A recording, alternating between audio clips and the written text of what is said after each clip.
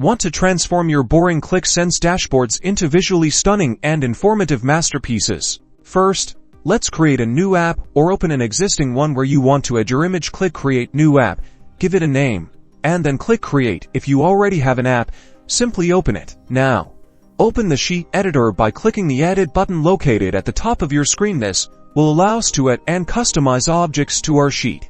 In the Edit panel on the left, find the Objects section. Scroll down until you see the image object, then drag and drop it onto your sheet. You'll now see the image object on your sheet. Resize it to your desired dimensions using the handles. In the Properties panel on the right, scroll down until you find the Image section. Here, you'll see the option to select an image. Click on the image selector, then choose Library. If your image isn't already uploaded, click the Add New Media button.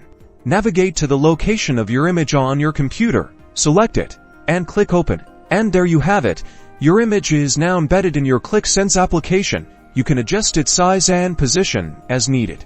Start importing images to elevate your dashboards and offer enriched context to your users. Don't forget to like and subscribe for more Qlik Sense tips and tricks.